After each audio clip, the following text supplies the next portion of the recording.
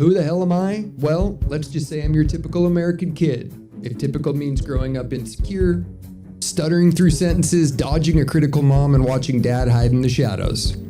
I played football, not because I was great, not because I had confidence, but because that's what mom and dad said you had to do. Never graduated high school, never went to college.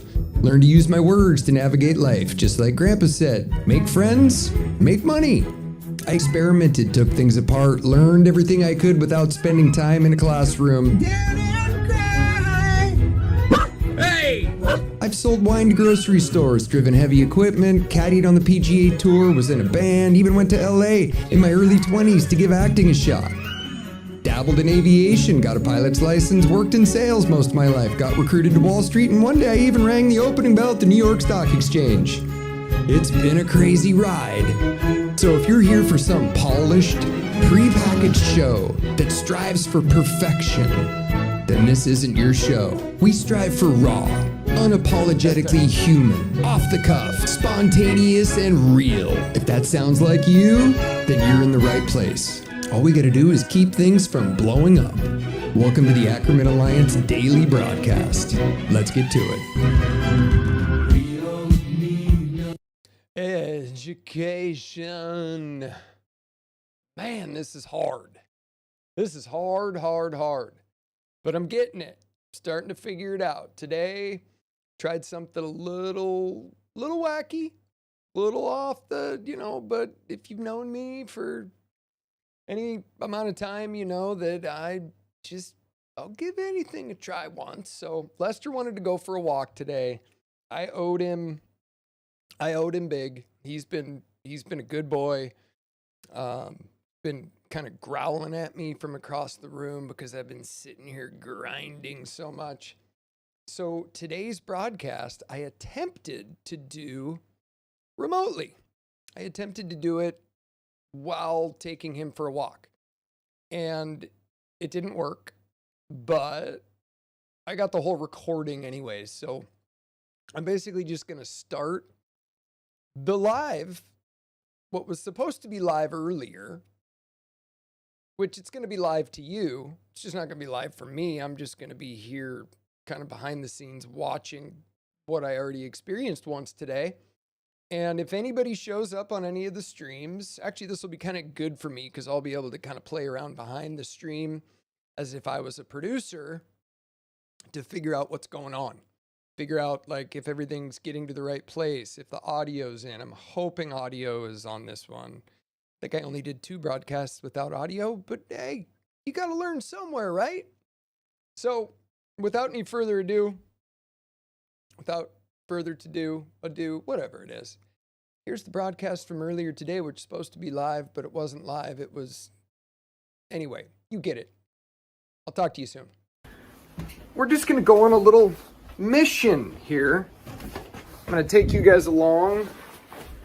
We're going to do today's live broadcast just on the fly. How does this work? Okay, here we go. And we're out of here. Good morning, everybody. Did everybody get snow yesterday? I guess everybody in Washington State, that is. When it snows around here, people lose their minds. Open says me. Ooh, open says you. Oh, I love it. Gotta take Lester for a run.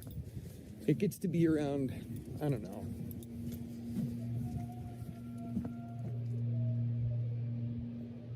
Did you hear that? Is that Sophie? Neighbors are raising a retriever. Okay, hop in.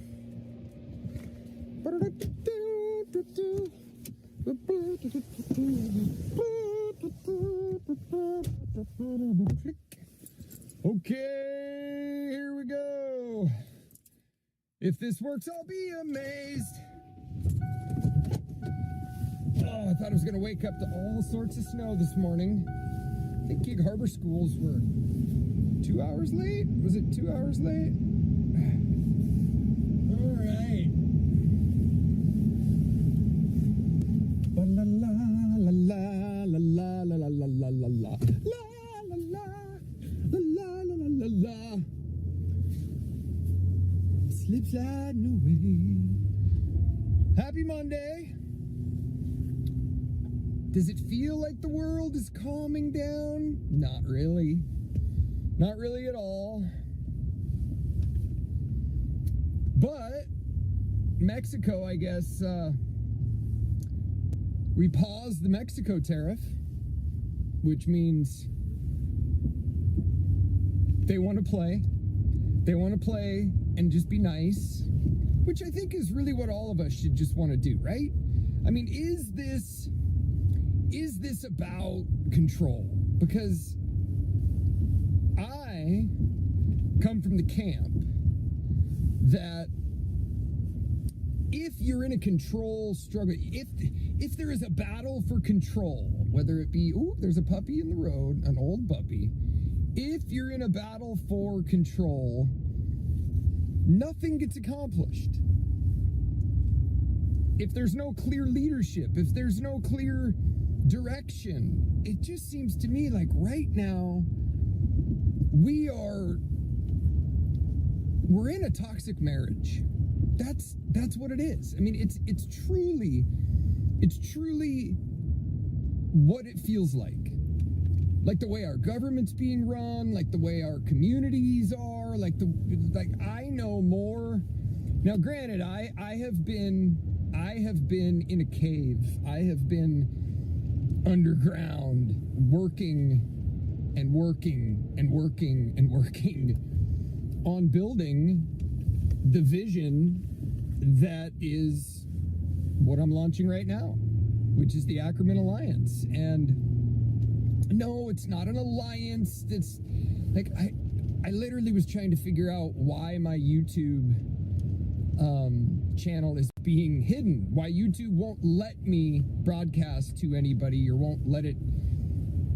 I for some reason, I'm not allowed to play in the algorithm. That to me is just ridiculous. And I was having a chat with AI the other day, and that is kind of one good thing about AI. Now, I know, you've probably seen those movies. I think who was in it? Was it Jude Law or was it Ewan McGregor? It was that movie, or no, it was Joaquin Phoenix. He fell in love with this artificial intelligence. I don't see that happening. That's not me. I'm not here losing my mind. But what I am using artificial intelligence for, which it's been a godsend, like getting to the point where I can trust it now. I literally have like 2 or 3 different sessions or chat bots, I guess, that I just ask, I run everything by. I use it like I have employed an expert in everything. And I mean everything.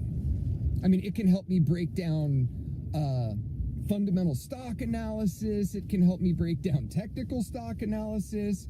It can help me break down theory. I mean, I can ask it anything. The other day I asked it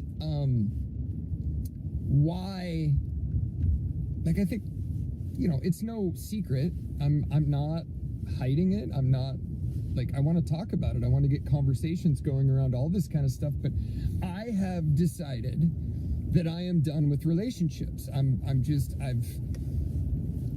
had somebody the other day like, what do you mean? Like, how do you live without sex? And it's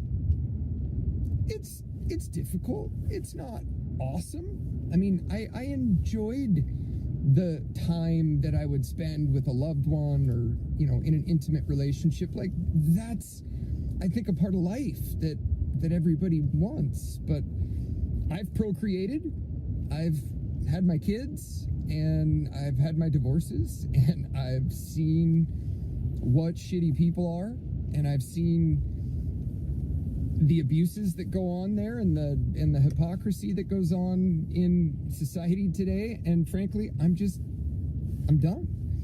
And that has freed up so much mind space. It has freed up the ability for me to spend as much time as I want worrying about only one thing, and that's keeping this dog happy. As long as Lester's happy, the AI bots are super easy to keep happy. You don't have to do anything for them. You just have to keep paying your $20 a month, and they're happy as hell. But that's it. All right, let's go run the dog. I don't know how I'm going to do this holding the phone.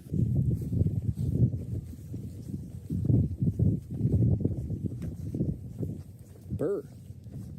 No idea how I'm going to zip my coat up now. I guess we're going to go like this. Don't fall. Don't fall. Oh boy. Oh boy. Oh boy. Oh boy, it fell. Okay, we're going to have to find a flatter spot. Oops, that's the wrong zipper. It's cold. It's cold as freaking cold gets. Oh, it sucks. It's cold. It's cold. Oh boy. Oh boy. Okay, ready? Okay. Oh god. Oh boy. Oh boy. Because Biden saw how much better we did. The renewable industry was benefiting from it the most. Lester isn't very happy because when I got a bag on me. Got poop bags on me already. Taking your dogs for a walk or a good exercise, especially when you have one of these working dogs like I have. Lester needs a lot of running. Oh, and I literally can't throw a frisbee today. Here, I'll see if I can flip the camera. Oh, I can't flip the camera at the same time. Won't let me flip the camera while we're live. Here, I'll see if I can do it this way. Maybe you can see it that way. A lot of running.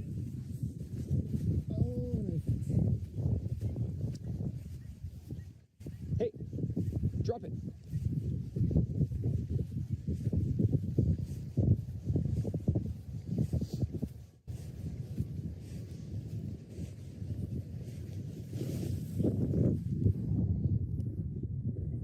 Okay, go. Oh, nice. Nice. What an acrobat. Yeah, so the relationship thing, I'm okay with it. I've had all the sex I need. I've had all the relationship that I need. And maybe someday, there might be a time down the road when okay. I knew it was happening. You should finish pooping. I didn't. There you go. There you go.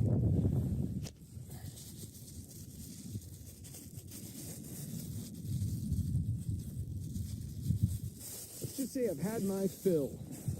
I've had my fill of dumbness. And I don't mean to say that, relationships are dumb. Women are dumb, because they're not. It's just, I think, oh, that's a stinky one, Les. Oh, you missed that one. Because they're not. Men and women today are just, I guess we're not in the same place anymore. We're not,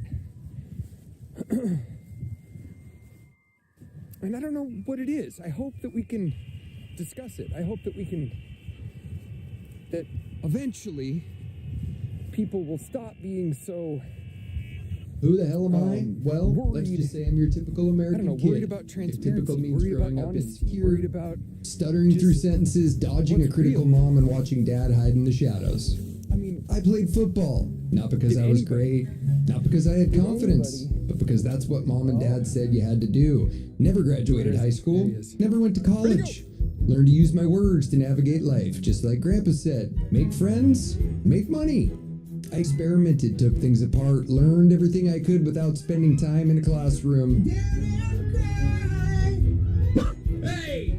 I've sold wine to grocery stores, driven heavy equipment, caddied on the PGA Tour, was in a band, even went to LA in my early...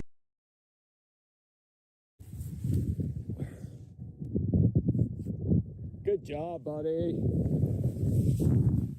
You know, during COVID, I know there's a lot of families that are split. I mean, shit, my family, I essentially don't even have a family anymore. When it came down to Grandma and Grandpa dying, I had no idea that it was just going to be a free-for-all of cash. That everybody was just going to,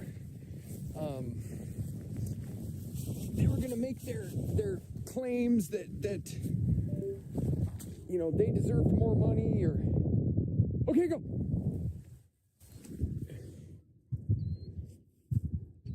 Good boy. You know, my family's ripped themselves apart. I was never expecting to get anything, ever. Always intended on just Introducing the Unga, the non-lethal building my self-defense own platform. wealth, building my own Lightweight and retirement simple to nest use. egg, not It uses counting on mom and dad or grandparents to do so. So easy to load. I wasn't Scammers overly hate this trick surprised. because it shuts down their What I secret was weapon, surprised and millions about are was already using it to protect them. how many people in my family, the lengths they were willing to go to get a bigger piece of the pie, the accusations. I mean, shit, my family on my dad's side, you know, my dad essentially is not even considered to be a part of the family because I think it's because he didn't live on the property. Everybody who got to partake in the Easley family estate, I guess they had to be considered a certain level of religious. They needed to go to church, they needed to give to the church, or I don't know. I never really understood it. Okay, you gonna go? Okay, go to the beach. Go to the beach. Yeah, they, I don't know what it was, but I knew that it was something that I just didn't want to be a part of. I wasn't into all that shame and guilt and, making somebody feel bad about themselves in order to encourage, I don't know, a different behavior. I was just into making friends, living life, trying to enjoy yourself as much as you can, not focus on money. And, I really found that if you focus on money, what you don't have or what you want over where you are, what you have, that it just stresses you out. So why not just focus on, what you're doing? Doesn't that make sense? I took risk. Yeah, anyway. All right, well. Hey, bud. Are you going swimming? Are you going swimming?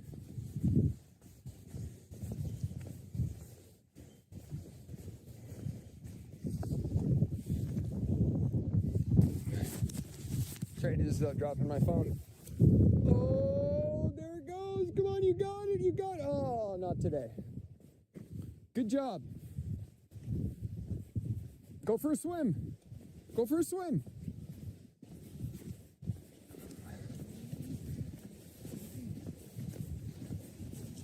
Hello. How are you? Good, and you? Good.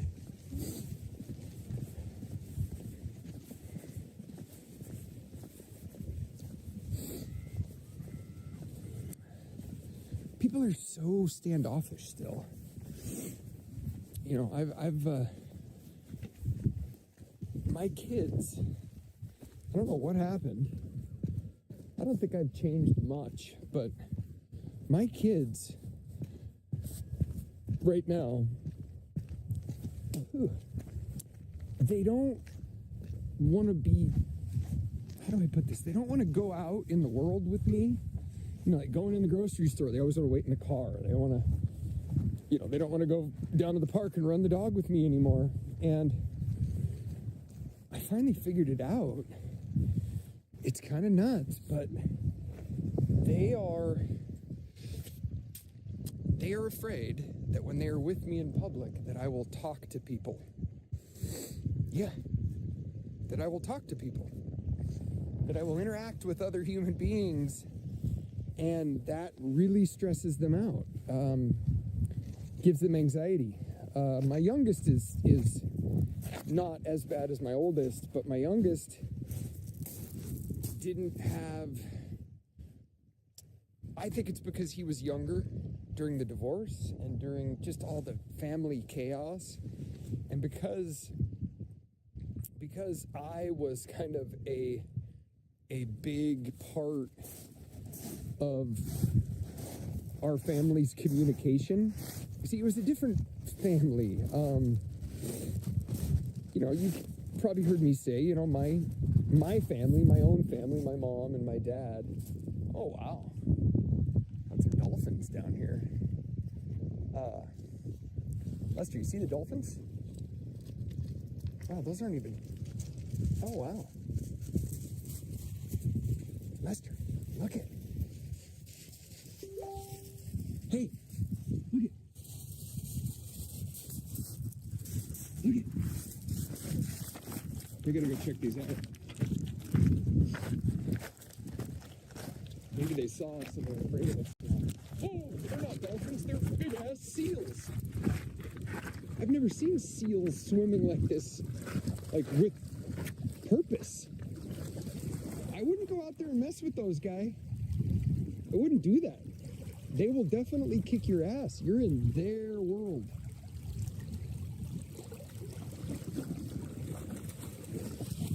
Where'd they go?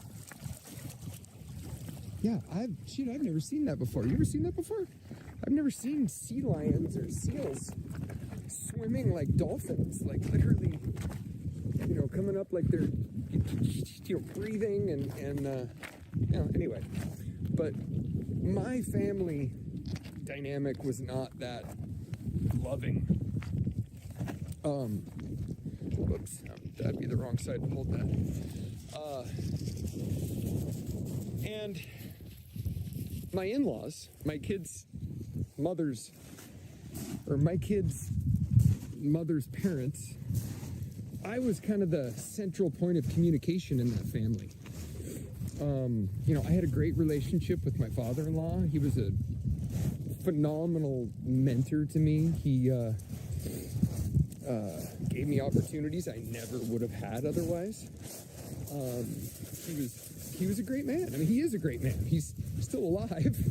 Speak of him like he's dead, but I don't talk to them anymore. And the reason I don't talk to them is because I was kind of the central communication vehicle for everybody, where, you know, I would communicate with him, and I'd communicate with my mother-in-law, and then I'd communicate with my wife, and they were never really good with communicating with each other.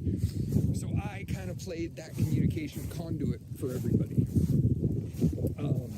I guess everybody felt comfortable talking to me, and that's pretty much the single, I think, biggest key to how I had so much success, you know, in my late 20s and 30s and into my early 40s, especially with the banks, because my father-in-law identified in me that communication skill and that ability to connect people, which is how I got the jobs at the banks. So, boy, it's freezing. So when that all ended, and I just had to kind of go my separate way, I tried to keep, you know, my kids, I tried to keep my relationship with my in-laws good. I tried to keep them close to my kids. Oh, dude, that one's way too big. That's way too big. I think that's way too big. Here, if you want it, I'll pull it out for you, but it's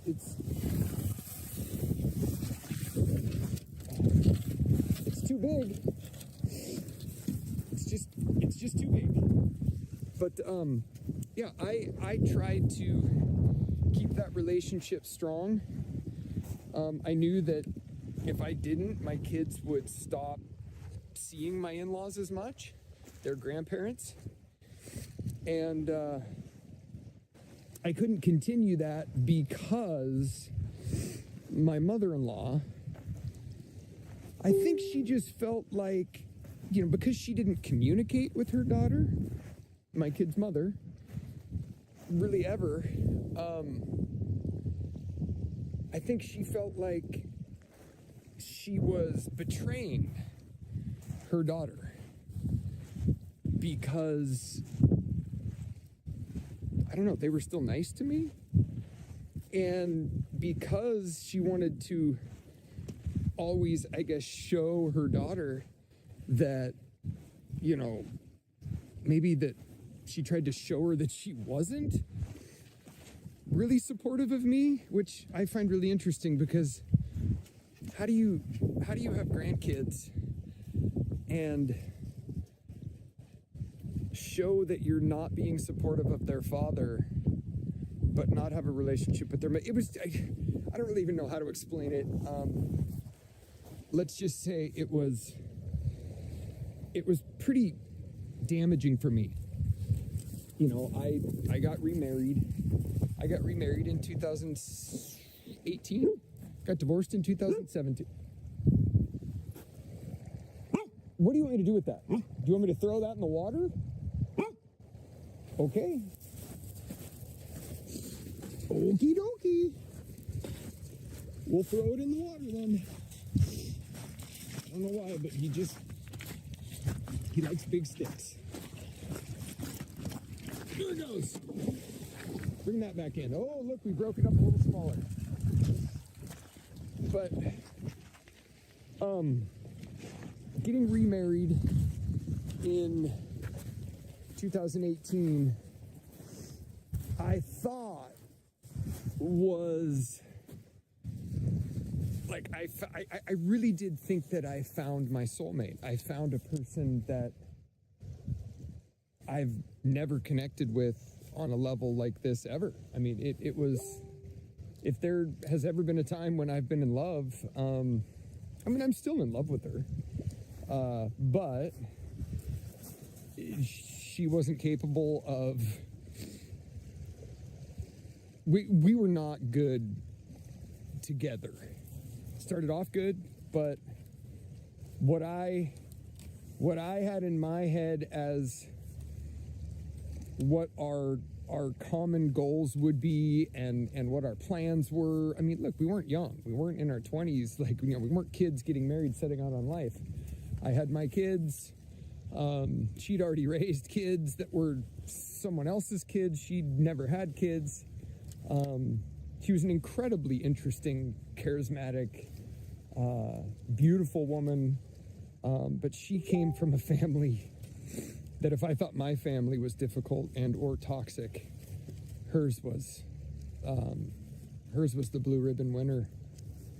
And it just turned out everybody was using her, and it went good for a while.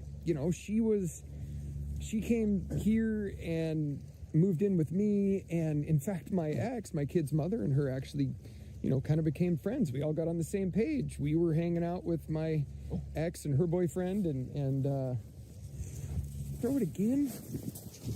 And I actually thought, oh my God, we're going to be able to, really align for the kids and give the kids, some just resemblance.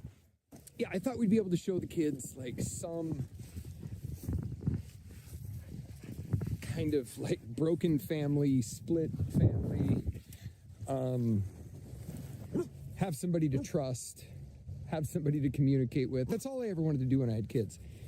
My childhood was, I didn't hate my childhood, but I was alone in my childhood. I found other families to hang with. I found other people to spend my time with, and, other friends' parents to call mentors, because mine weren't. And that's all I wanted to show my kids. That's literally my only my wife had to kind of twist my arm when it came time where she wanted to have kids. I didn't really want kids. And one of my conditions for having kids was that we don't ever split. We don't ever, give them an environment of toxic parents yelling and screaming and hating one another. That was my big must-have. Well, we all know how marriages go these days. I was called a gaslighter, a narcissist. No, we're done with that. You're gonna get that stuck. I don't want to throw that again. Come on, man. Okay, one more. Last one. Then we're walking back. We gotta go.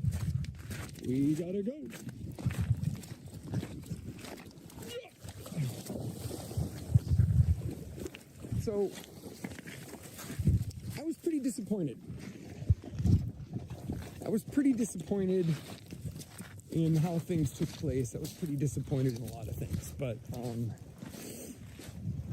what do you do? Disappointment's disappointment. Oh well. You gotta move on.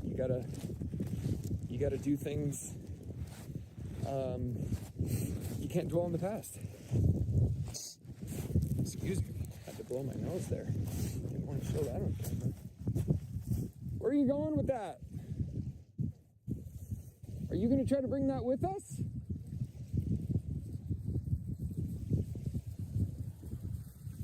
Oh.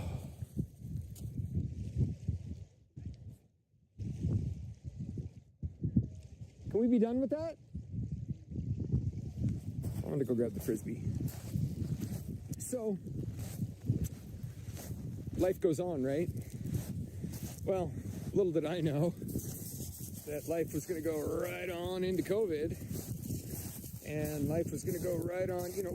What was the most difficult about, the divorce from my kid's mother was the timing. I had just gotten into business with an old friend who I'd known for most of my life, pretty well-known person. We got into business together. He was making some great money, and he wanted to expand his empire of sorts, and the recreational cannabis business was just launching, and I remember I had wanted to one of my original thought on the whole thing was I wanted to get my mom to stop drinking so much and maybe using cannabis, and it might save her life. Oh, hey, how are you? Oh yeah. Okay. Yeah. No, they'll be fine. You should let her off. Hey, you stop. You stop. I gotta pick up your poo. Okay, go get it. Don't step in your poo. Oh, and they're out of bags. Lester, come here. Oh, they got bags over here, maybe. Oh. Good doggy. Shepherd mix or all shepherd or?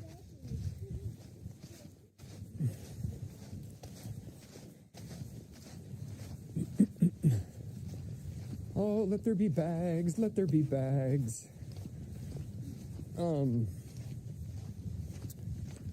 Yeah, so I thought my mom might start using cannabis instead of alcohol and save her life, but that didn't happen. It just, what happened was, oh, now there's somebody down here, so give me just a second. Yeah.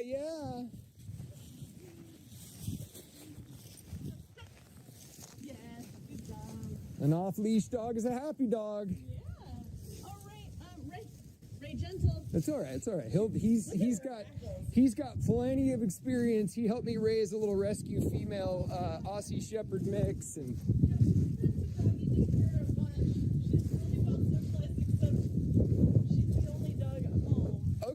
Well, yeah, she. A lot of opportunity to, Sure. tell her no or whatever. No, she looks like she's actually. She. Oh, you don't want to do that one. No. No, Lester will. He'll correct her if she crosses a line with him, but. So funny. Yeah. Yeah, that's cool. Yeah, you gotta. Where's the ball? The best. Where is it? The best person to correct a dog's behavior is another dog. Ray, where's the ball? Where'd you put it? What do you want to do? Hey, you're such a good boy. Ray, where did you put the ball? I don't think I have it. So is she a shepherd mix, or is she? So shepherd and Australian shepherd. That's exactly what he.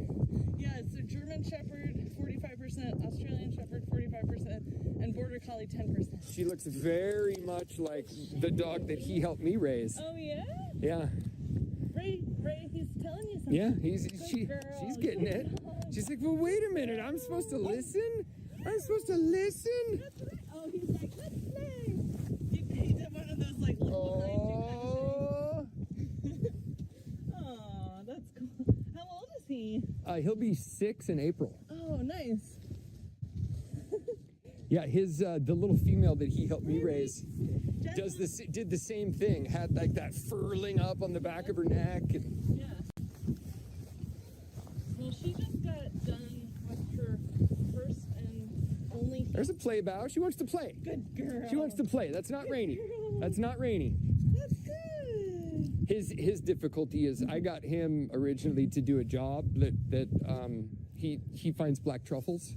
Shut the front door. Yeah, That is so cool. so I got him for his working focus, and now he just Go get it. now he just focuses like he needs Ball. always needs to have a job. Go get the ball. Sorry. No worries. Hey, get the ball. It's right there. You ready to go? Okay, let's go. Go up the stairs. Okay, we gotta run. It was nice to meet you. Yeah. No, it's good to meet another dog. Ooh, you did such. She did a great job. Have a good day. You too. Okay, let's go.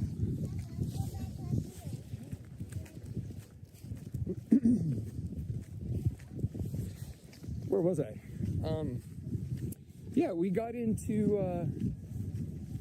the cannabis business, and I was gonna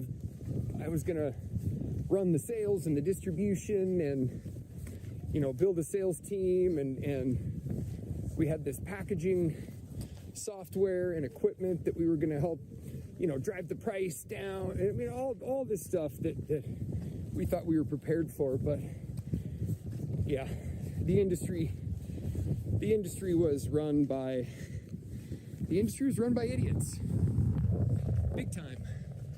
And it didn't help that the guys that I got into business with, whom for most of my life I looked up to as being these confident business leaders and people who let's just say I looked up to them as being competent, and there was no competence. It was pure. Do you know what a person, if you've ever been around or worked with a person, or, I mean, I'm sure everybody has probably run across a person like this once or twice in their life, where that they're just insecure about whatever. If you work with them, when you have a meeting, they end up just doing and saying things that just either try to put you in your place, or they overact their authority. Like, you got to do it their way, and you listen to them, and they're the boss. And as soon as I started to see that kind of behavior, I just, my heart sank. I just went, oh my God. Oh my God, oh my God. So now I had, quit my job, which I was going to quit anyways, because after all the crap I dealt with. I got laid off from my first firm, which, it started out as Citigroup, and then we got purchased by Legg Mason Asset Management. Legg Mason was a smaller, kind of a regional asset management firm, and they came out and purchased Citigroup's asset management division, which was the division I worked for, and they didn't know what they were doing. I mean, here I was, rubbing shoulders with these business barons, these, Wharton School of Business graduates who I would have assumed would have had all these leadership skills and just these, amazing human beings, but that wasn't the case. They were just assholes. They were literally bumbling freaking idiots.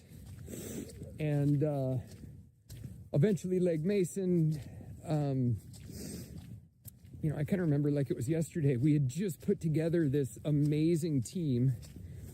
They had hired a new national sales manager, and I had a new regional manager, and they were good dudes. Like, they were good, solid, they understood relationships and people, and they understood that, you work smarter, not harder.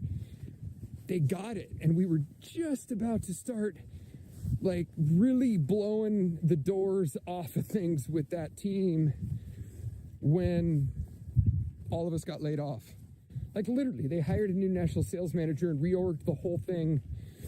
We went back to Connecticut for a meeting, and the guy who was kind of running the ship now, I won't name any names, but he was given, when you go back and you work on these big Wall Street teams, especially like a sales team that I worked on, you go back and you're forced to sit in like one of the rooms in the offices. Hey, no, you stay right there.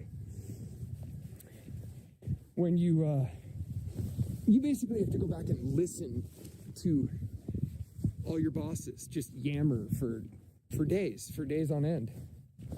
And we had this new guy running the division, and I knew already it was going to be tough because the guy was like 5'3", and everybody knows that a short man in a leadership position usually overcompensates. It actually, to be completely honest, it actually reminded me very much. It actually reminded me very much of American Psycho. Guy had a suit on, I think his suit, one of my buddies that was sitting next to me said, "Do you see the suit that he's wearing? I think that's about a $7,000 suit." I'm like, oh God. Yeah, anybody who wears a $7,000 suit is just overcompensating. But we all went back there, and the meeting had just broke, and the guy who we were listening to, the guy who was running the shop now, he had made mention during, the last 5 minutes of his presentation that he was writing a couple screenplays. And, I had started a couple screenplays at one time. My brother went to film school. I went to film school with him for a little bit and lived with him, and he doesn't want to go. Lester, come here. Anyway, long story short, I walked up to him after the meeting, and I said to him, "Hey, your screenplays. I'm kind of in the middle of writing or writing a screenplay. That's awesome." And I just wanted to talk to him about it. And he went, I forget exactly what he said. Hey, Fluffy.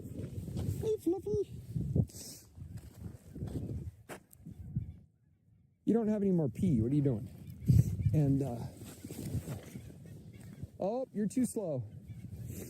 I don't remember exactly what he said, but it was something along the lines of like, what I heard, what he said it's kind of beside the point, because what I heard from him was, who the fuck do you think you are even talking to me? Like, that was the response I got from him for just walking up and being like, hey, your screenplay, that's awesome. Like, what's it about? And just nothing. Like, don't talk to me. And that's when I knew right there that, like, oh, shit. Ready to go. Yeah, that's a good one, dude. So, needless to say, in the opening, in my opening where I rang the bell at the New York Stock Exchange, it was about 3 weeks after that I was sitting at an appointment that was going to take place in Des Moines. Oh, not going to chase it anymore, huh?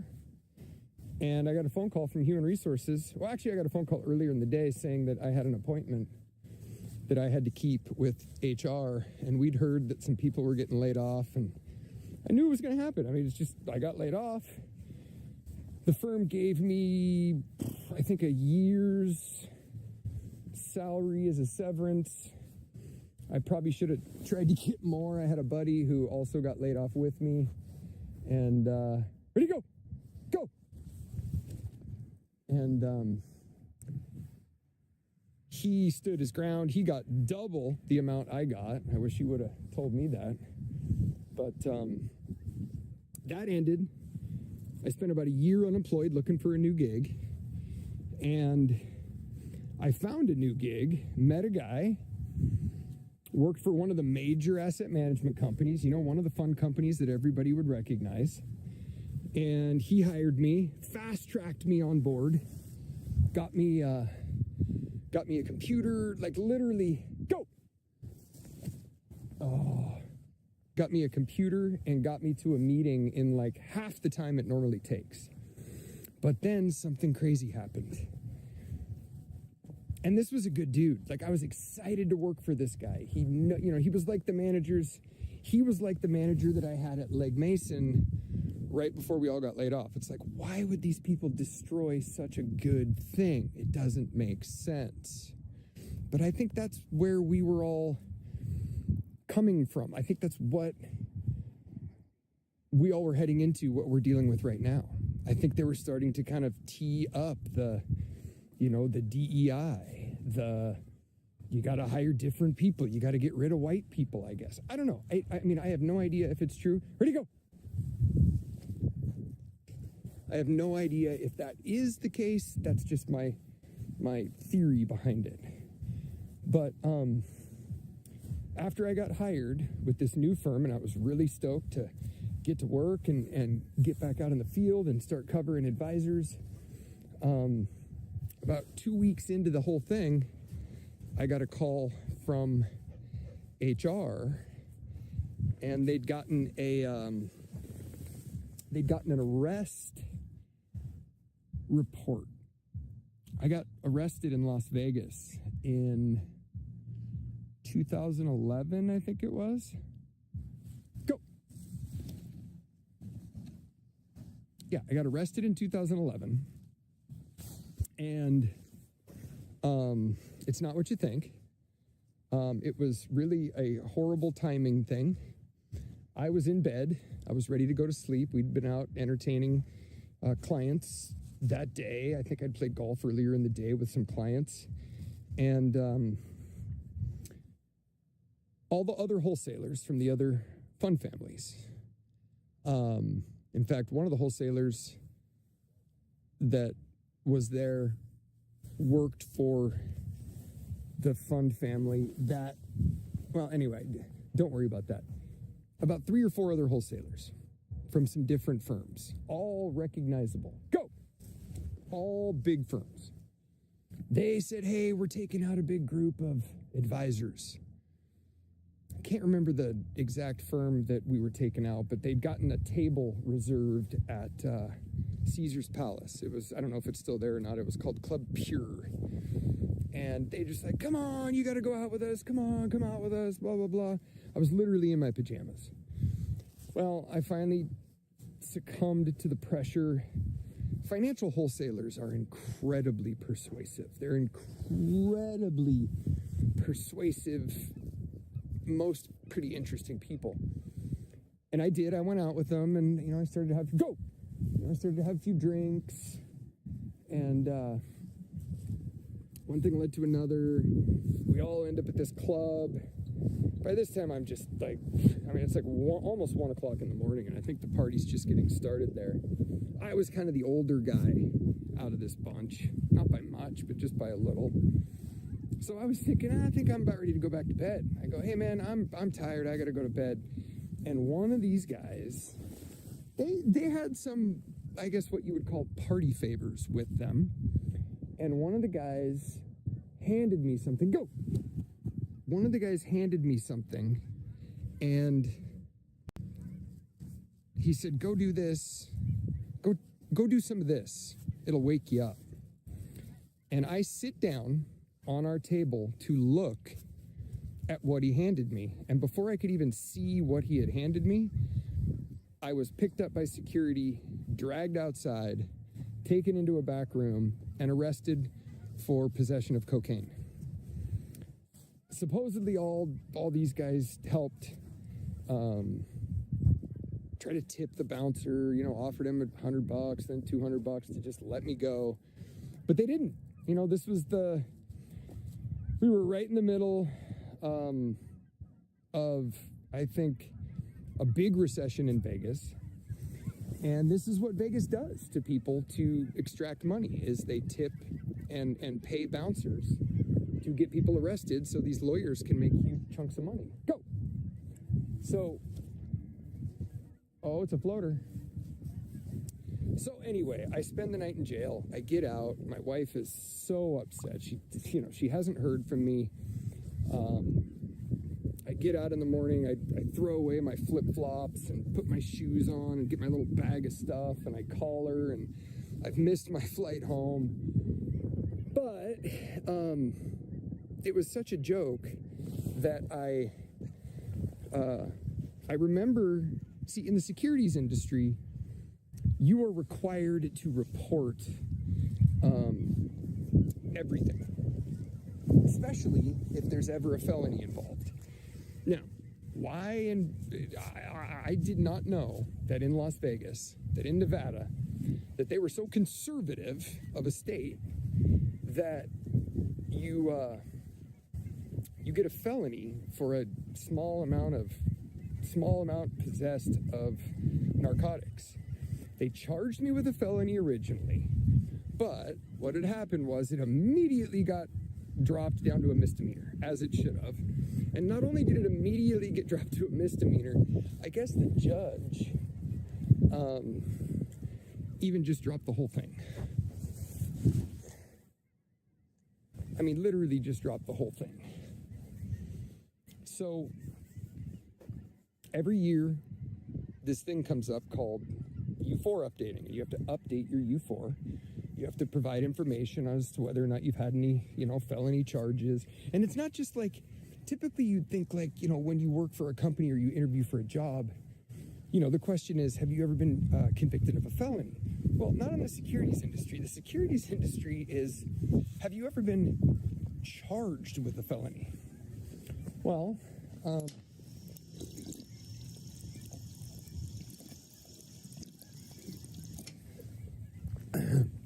sorry, I needed to get some water.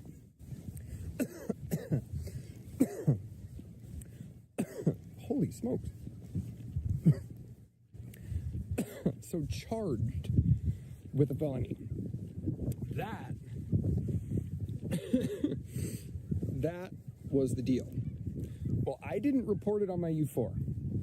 I didn't report it on my U4 because I figured out that it was originally charged with a felony, but then it was immediately switched to a misdemeanor. So I went, okay, misdemeanor, don't need to report it. So I didn't. Well, after I got hired at the new firm, and this was a big firm. Well, I'll just say the firm. It was Deutsche Bank. It was Deutsche Wealth and Asset Management. They fast-tracked me, went to New York, met with kind of so the guy who hired me, he had a boss. I went and met his boss first in Chicago. They flew me back to Chicago, put me in a $1,000 a night hotel room. Nicest hotel I've ever stayed in my life. Almost died the night before getting there, though, on the L train, and got off on the wrong stop in Chicago. Went to meet him the next day, and the meeting, the guy's not very warm. He's, he kind of reminds me of one of these like fraternity brother type guys who just, too cool for school. But nonetheless, I wouldn't have to work with him that much. But then I had to go meet his boss. And I went to go meet his boss in Manhattan. And it turned out that his boss I had worked with at Citigroup. Excuse me. I didn't work for him. I worked with him. He was a guy who, I forget what he did at Citi when I was there, but, we remembered being at Citi together, so we had our laughs, and that was the day I got spit on, because the building I had to go in, all the Occupy Wall Street protests were going on, and I was wearing a suit and had my briefcase and, looked very Wall Street, and all the kids outside protesting with the anti-Wall Street movement, Occupy Wall Street, freaking spit on me. I remember just going like, what the fuck, are you kidding me? But anyway, I'm dragging this on too long. So after all that, think things are great. Just think everything's just hunky-dory. Well, I get a call from HR. They finished my background check, and my background check popped the arrest in Vegas. The fingerprints hit, and that's what background checks are supposed to do. And I told HR, like, look, this was the deal. It the exact story I told you. This is what happened. It was stupid. Well, my boss's boss wanted me gone. Like, no, absolutely no fucking way. We are not gonna. But his boss, who I flew back to New York to go visit with also, said, no, that's a dumb idea. Why? What? It's totally explained away. He was in kind of, wrong place at the wrong time. Could happen to anybody. And somebody stepping up for you like that, that's big. It tells you a lot about their character. But here's the part about corporate America, and probably in the securities industry. See, the finance industry is filled with all these big freaking egos and people who just think they are smarter than God. And it's really quite annoying. So instead of just letting the guy who hired me and me just, go kick ass, his boss started riding him, made his life miserable, wanted him out. Said, okay, well, if you're going to override me and we, my decision to fire this guy or get rid of him right now is not going to be the case, then I'm going to make your life miserable. And he made his life miserable. Where'd he go? Oh, sorry. And he eventually left. So now the guy who hired me, who I was stoked to work for, went to the firm that was part of the group that kind of got me in trouble in Vegas. Ironic how that all works out, isn't it? So he left. I understood. I get it. And my new district manager was this guy, and I kind of forget his name. Well, it doesn't matter anyways. But he was just a doof. Again, he was one of these micromanaging. He wasn't a true leader. He wasn't a guy who knew how to motivate people, how to make them better. He was a manager. And I don't work well with managers. Les, you really want to go say hi, don't you? I know this is just your tactic to not go home. You're killing me. This has been a long... Where did I leave off? So,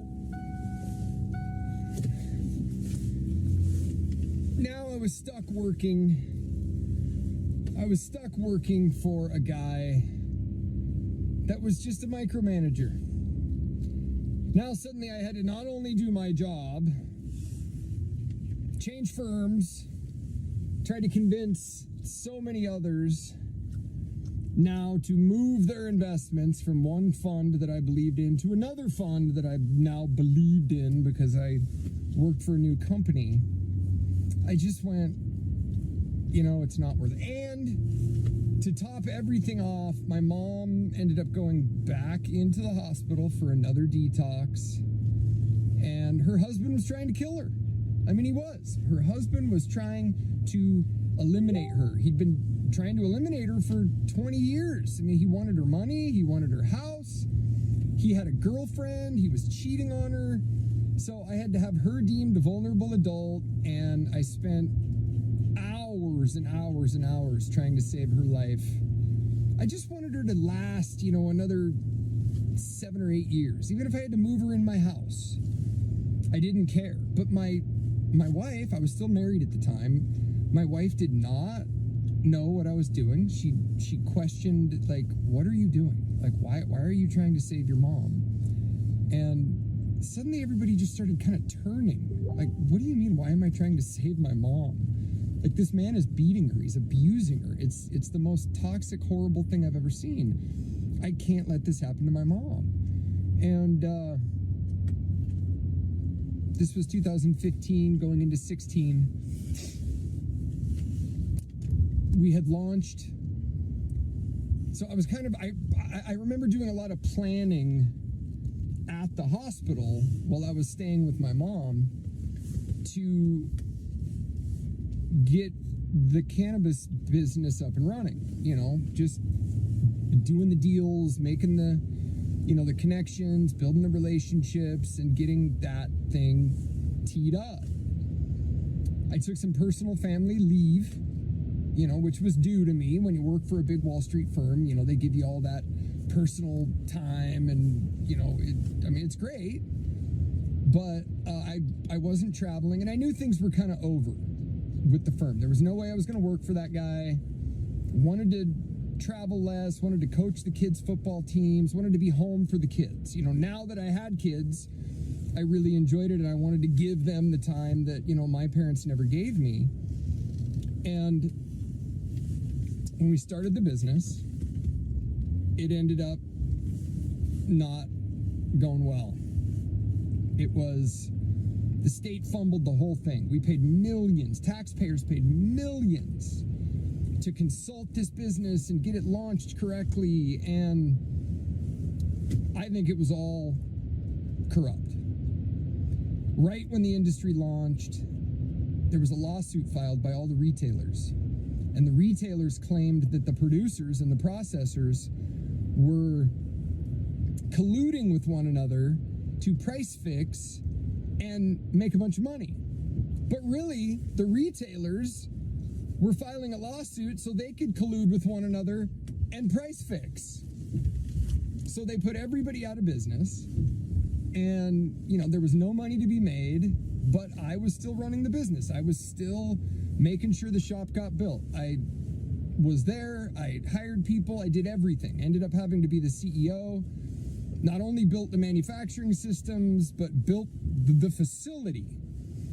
Did everything from drywall to framing to technology. Like, I was literally every department, and we had some good people involved in that. There were a lot of people who helped me, specifically, a guy by the name of Will. And Will was with the old owner before we kind of came in and took over. And, Will and I knocked that thing out. He was incredibly talented. He was well-spoken. He was mechanical. He could fix things. He could do things. He was really a good dude. But like everybody in that industry just felt like, since you're in the cannabis industry, you're supposed to just show up and just be able to take bong hits at work every day. And that kind of got the best of him, and things eventually went a little bit south with us because he was just getting stoned too much. balls were getting dropped and I wasn't making any money. I was paying everybody else. And right about that time is when my wife decided to leave me. Not only divorce, but literally take all the money. She'd gotten a real estate license and I'd helped her get all these properties on the market, and we were just driving forward as a family. But she suddenly now said, "Oh, well, since you're not making any money, I'm just going to leave you and go find somebody else."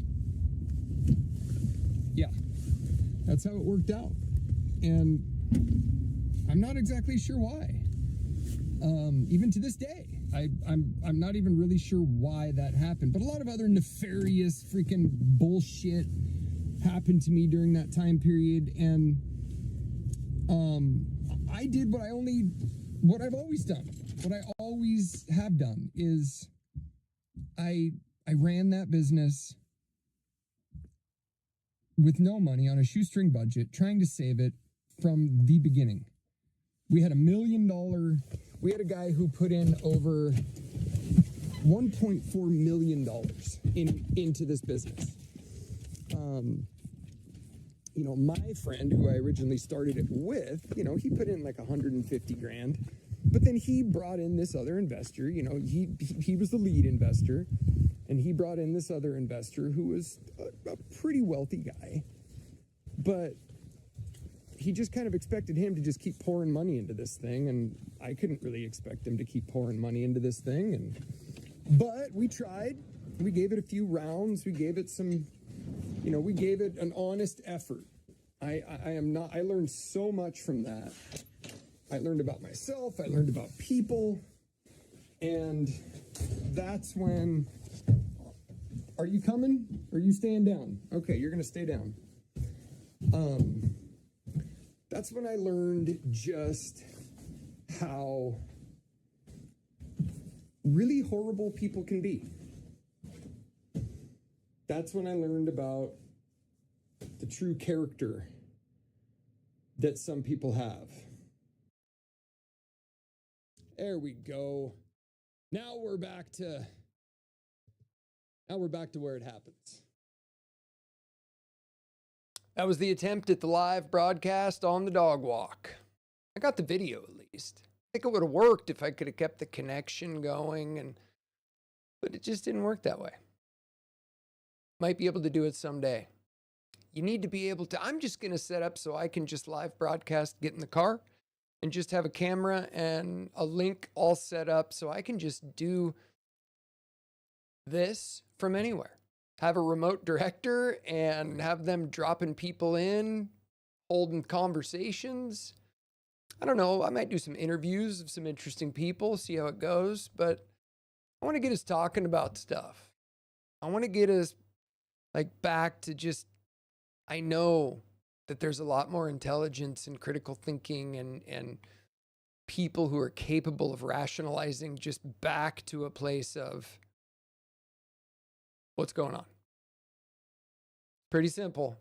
Everybody just has to get up, eat, sleep, do our jobs, take our dogs for walks. We're all doing the same stuff. And nothing that's taken place over the last 4 to 6 years, or nothing that's going to take place over the next 4 to 6 years in the future, let's hope, is going to change anybody's life. But one thing we have done for sure, I know one thing I've done for sure, hands down, no question about it, is I can spot a fraud in a group now. Literally. If somebody, so you've heard that, narcissist is thrown around in society today. It's amazing how much content there is now around like a narcissist and gaslighting, all these all these terms that I learned, being married for 10 years, being called a narcissist and a gaslighter and all these things. When I finally figured out that it was all happening to me, like I was being accused of doing the things that were just being done to me. It's unreal. And then to watch all this unfold like in politics. I didn't even pay attention to mainstream politics until, well, I remember the day I started paying attention to mainstream politics. It was the day that Trump got impeached the first time. Because I remember looking at it and just going, what, huh? What is going on? Something just doesn't feel right. You know how you just get that? I mean, maybe not everybody gets these feelings. I guess I would have been considered what would have been a highly sensory or a high sensory or a sensory kid or something, like very, very aware of everybody's feelings around me. A lot of kids are very much this way. I mean, I have a sensory kid. My youngest is a sensory, and they're very in tune. We are very in tuned with people's emotional energy, whether it be positive or negative or whatever.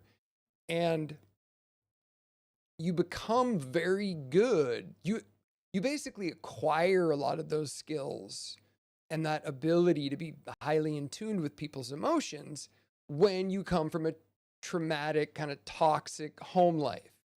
If you have a highly critical parent, you know, somebody who screams at you or criticizes you or makes you feel unsafe for any reason, that's where that that skill kind of comes from.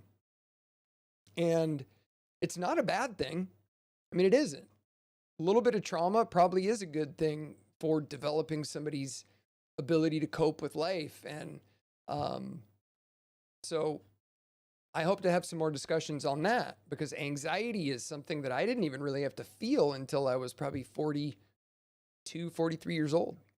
I mean, I guess I did feel it before then, but so many people just have a generalized anxiety disorder today, especially, you know, after COVID. You know, I went through a period of anxiety, especially just during, you know, kind of the darkest times of COVID and just rationalizing what had just happened. So everybody's got anxiety. Everybody's got this pent up separation and isolation syndrome. And you know, indoor golf is making a huge explosion again. And nothing against indoor golf. I mean, I think it's great, especially if you live in a climate like we do. But golf is outside. Golf is going for a walk.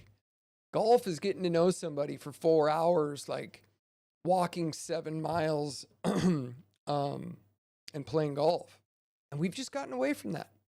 You know, maybe Zuckerberg is right. Maybe we are going to, you know, just going to live in this meta headset and just all be kind of at home on our couches in the Matrix, like living our life in digital world.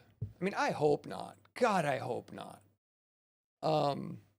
That's why I got this project rolling, because I've been able to acquire a lot of skills these last 20, 30 years. Very eclectic mix of jobs, careers, things that I've done. And now, you know, I feel like I bring a lot of that skill, you know, a lot of the skills I learned from my grandparents and a lot of people that are long gone now. And I am going to develop some projects that can be done and built, you know, around the Pacific Northwest. I love this area, but I'll need a lot of help. I'll need, you know, hopefully to get a lot of younger kids to learn. And by doing these projects and learning these new skills, that over time, they might decide what they want to do, whether it be go to college, that's great, or maybe it's something else. Maybe it's something creative. Maybe it's something, you know, in the construction field. Maybe it's golf course design. Wink, wink. I don't know. But anyway, with that, I will launch projects that will bring people together. That's the point. The point is to bring people back together. It's something I've always been good at. It's something I've always done. And talking.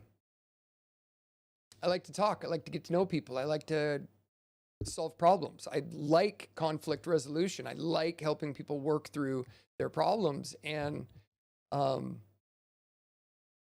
that's what we need to do.